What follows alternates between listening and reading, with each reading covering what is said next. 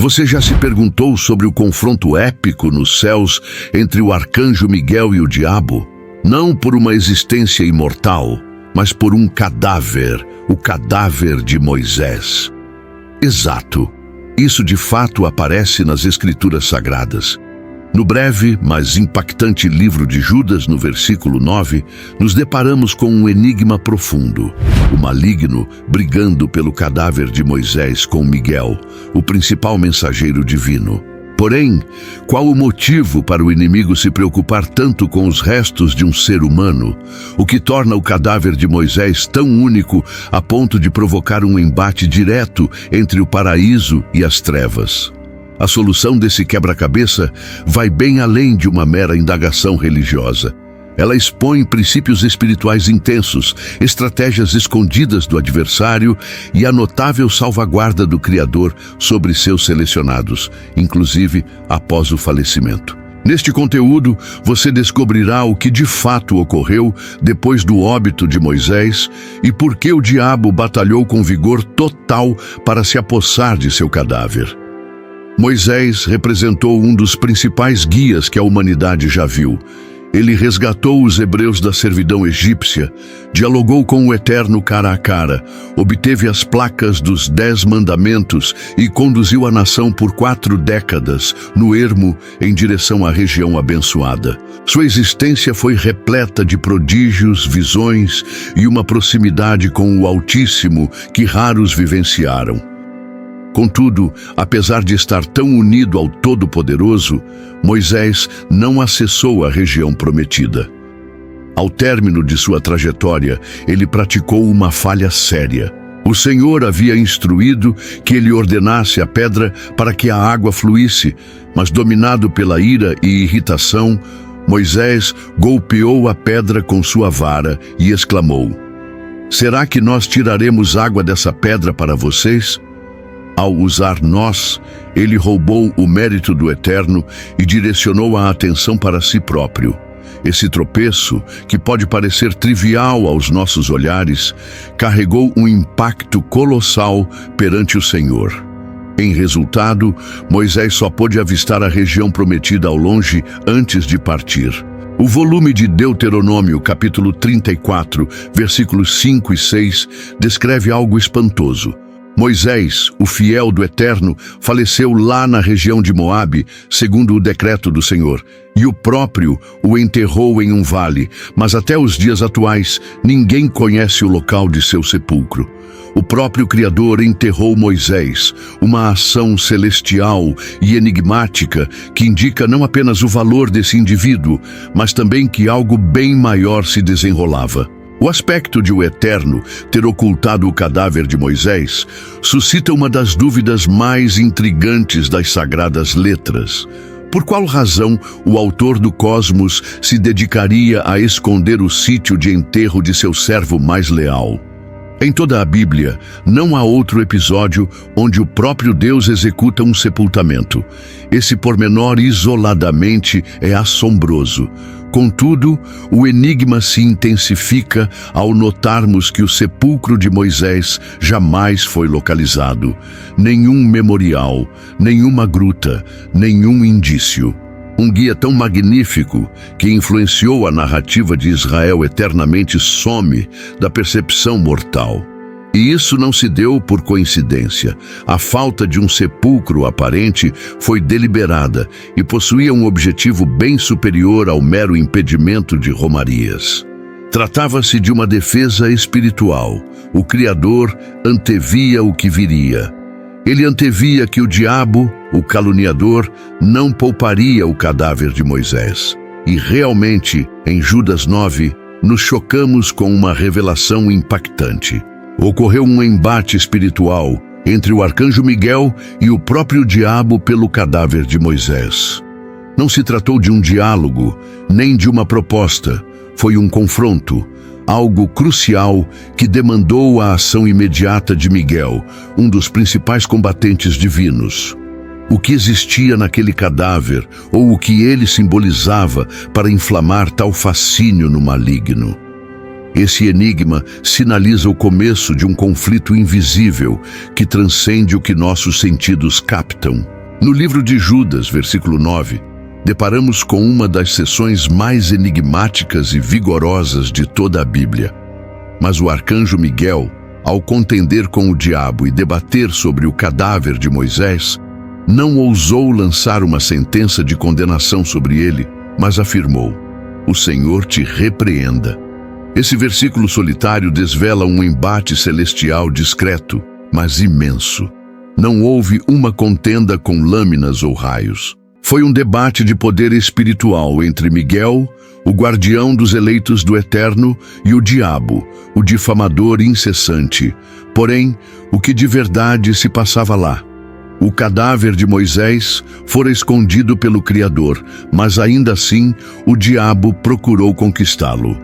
E embora sendo um arcanjo de vasto poder, Miguel não desafiou o diabo com sua própria capacidade. Ao contrário, ele proclamou: "O Senhor te repreenda." Essa réplica é profunda. Miguel admite que o poder para superar o mal não origina de si, mas do próprio Eterno. Essa postura nos transmite uma lição fundamental. Mesmo os entes celestiais mais fortes compreendem que o triunfo espiritual autêntico provém do Senhor. Esse embate demonstra que o diabo não operava por impulso. Ele nutria uma meta definida. Ele desejava aquele cadáver. E o conflito não se deu no domínio terrestre, mas nas esferas celestiais, onde escolhas eternas se definem.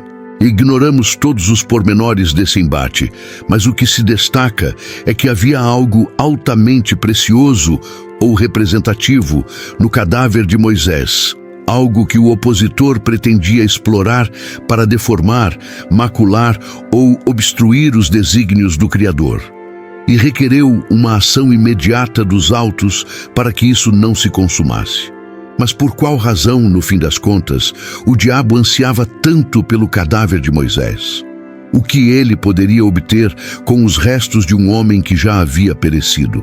Ao examinarmos as Escrituras e o panorama espiritual, identificamos ao menos 3 causas intensas e ameaçadoras por trás dessa investida do opositor.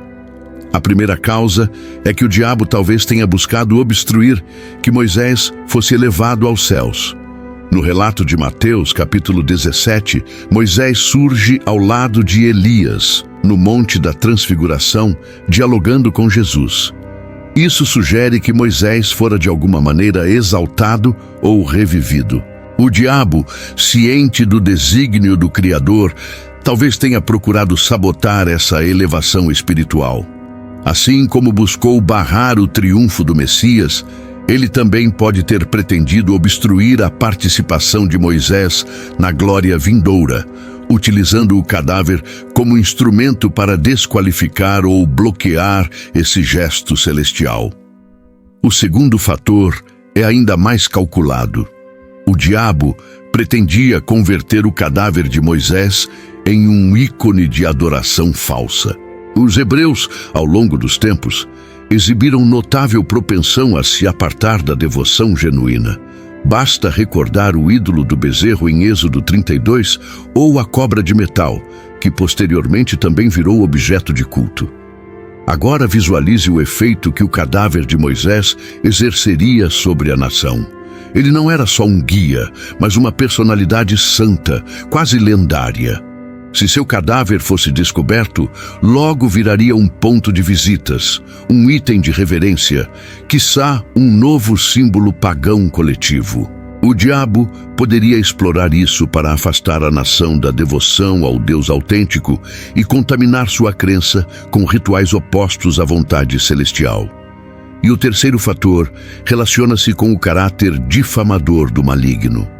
Em Apocalipse 12:10, ele é descrito como o difamador dos nossos companheiros.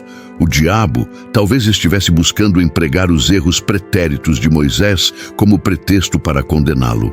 Ele poderia relembrar ao Criador ou à nação que Moisés matara um egípcio, despedaçara as placas da lei e desobedecer ao bater na pedra em lugar de ordenar a ela. Tudo isso serviria de lenha para que o opositor procurasse invalidar a herança de Moisés ou contestar seu merecimento perante os céus. No fundo, o diabo persiste em persuadir que ninguém merece a misericórdia do Criador. Essas três causas, barrar a elevação de Moisés, instigar culto falso e fomentar difamação, expõe o quão o diabo é esperto, tático e persistente em sua busca por sabotar os desígnios do Eterno. Mas, como observaremos adiante, nenhum desses intentos sombrios bastou para superar a supremacia do Supremo. Apesar de todos os tentativos do diabo, o triunfo definitivo coube ao Criador. O cadáver de Moisés ficou além do domínio do opositor, escondido pelas mãos do próprio autor. Isso nos demonstra algo impactante. Quando o Criador resolve salvaguardar algo ou alguém, nem todo o abismo pode obstruir. O embate pelo cadáver de Moisés não concluiu com uma razão lógica ou um confronto corpóreo, mas com uma declaração simples, porém imensa: "O Senhor te repreenda." Dessa forma, Miguel prevaleceu não por sua potência, mas por depositar total fé na soberania do Criador. Esse incidente desvela um princípio espiritual intenso.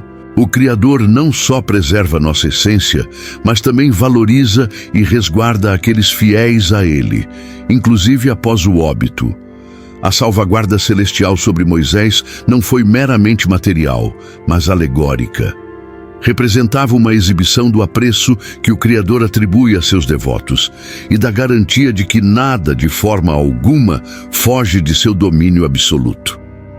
O diabo pode até insistir, maquinar, debater, mas a palavra final sempre pertencerá ao Criador.